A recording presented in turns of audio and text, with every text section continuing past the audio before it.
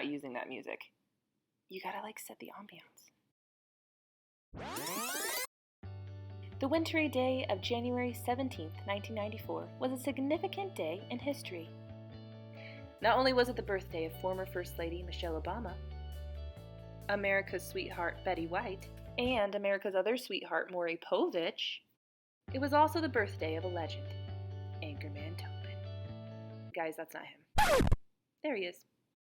Anchorman Tobin was born into a family of 17 kids, and they were raised on a potato farm. Lucky for them, there was a local preschool they attended called the Tater Tots. I was a preschool teacher for Anchorman Tobin. He was a great kid, a little slower than the others, but the others were animals. They had 4 legs instead of just 2. So. By age 2, Anchorman Tobin was a preschool dropout, but he invested in local businesses.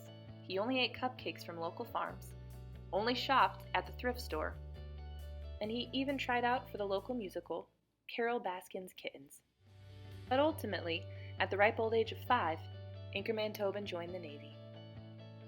But the Navy lifestyle wasn't suiting him, and he was treading water.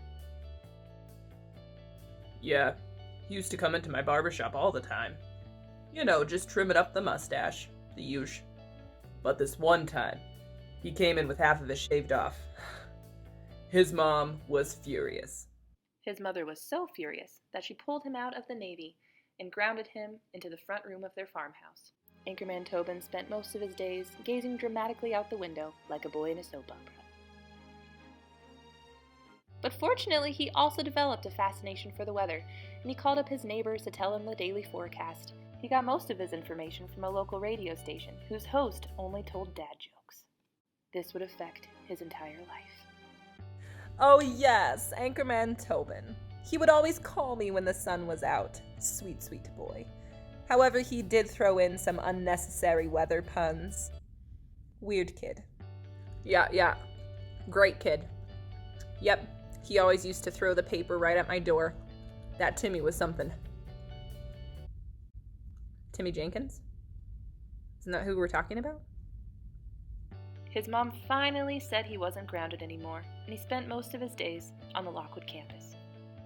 His favorite spot, as you may guess, was the dumpster to the right. This is where he found his first microphone. Okay, it was a chicken bone, but it did the job, I guess. This created a new hobby for Anchorman Tobin of finding things that would make good microphones. Some of them were pretty okay at doing the job, while others, not so much. But he didn't let this stop him from giving great reports. Hello and welcome. I'm Anchorman Tobin, and there's a 20% chance of me coloring on this wall. It seemed that all the pieces were finally falling into place for Anchorman Tobin. That is, until everything changed.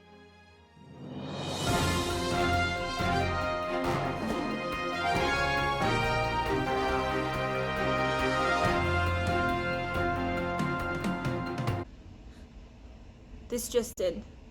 I need to change my diaper.